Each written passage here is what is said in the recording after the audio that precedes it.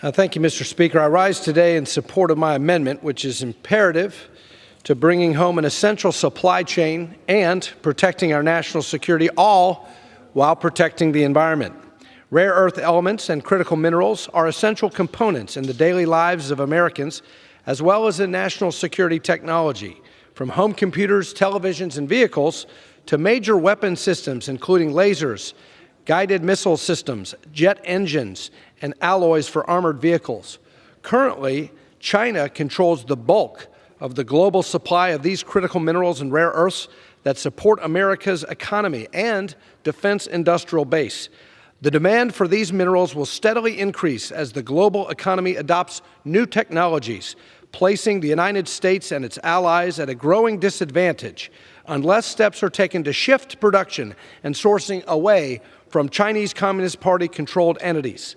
The risk of supply disruptions is amplified by U.S. dependence on unreliable foreign sources and red tape that disincentivizes domestic sourcing. It's estimated that 80% of rare earth minerals in the United States come from China. For too long, bureaucratic red tape and uncertainty in the permitting process forced critical mineral and rare earth operations overseas. This amendment works to jumpstart American critical mineral, rare earth element, and carbon production to make our supply chains more resilient while creating opportunities for coal and coal byproducts to be used in new, clean, and innovative ways.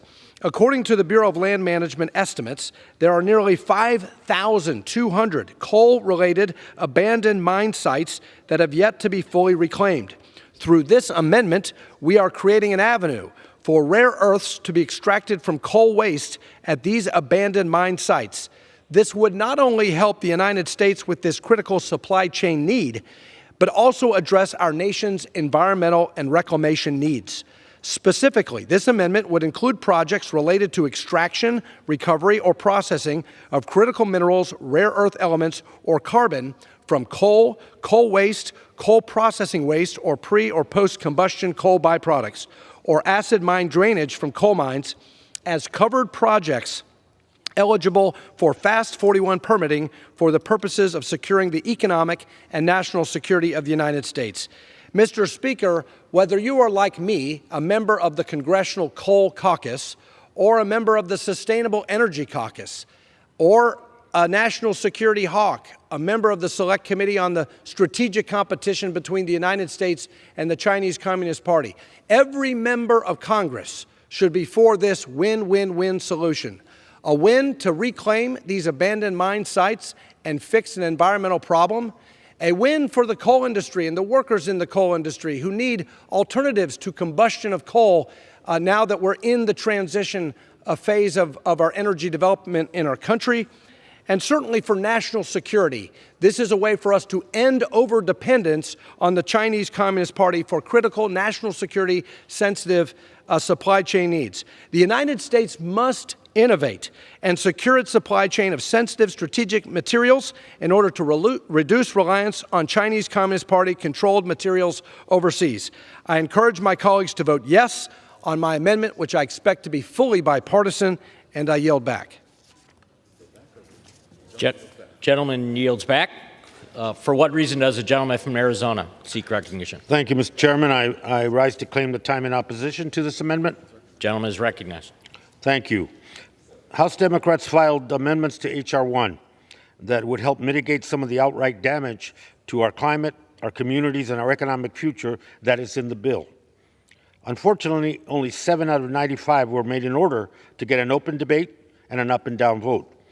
Some Republicans have also filed amendments that I support, but I'm afraid that at the end of the day, there is ultimately no path forward for making HR1 any semblance of a legislative proposal that the American people, not polluters, deserve.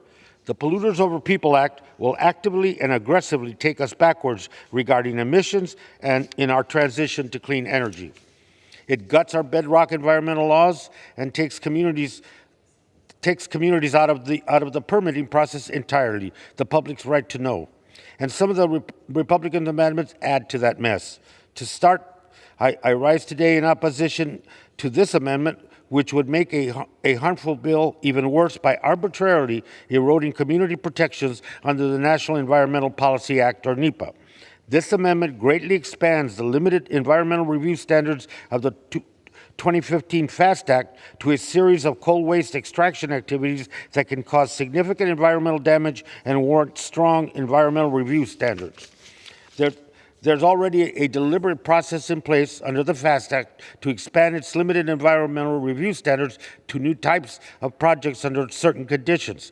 This amendment is a legislative end run around that deliberative process that inappropriately curtails public input, environmental review, and judicial review under NEPA. At its most basic level, NEPA simply requires government agencies to assess significant environmental and public health impacts before a decision is made, and potentially harmful activities like coal waste extraction before they begin. NEPA doesn't stop these activities.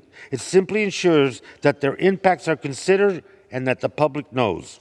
This amendment undermines the basic purposes of NEPA. I urge a no vote, and I reserve the balance of the time. My time, Mr. Chairman.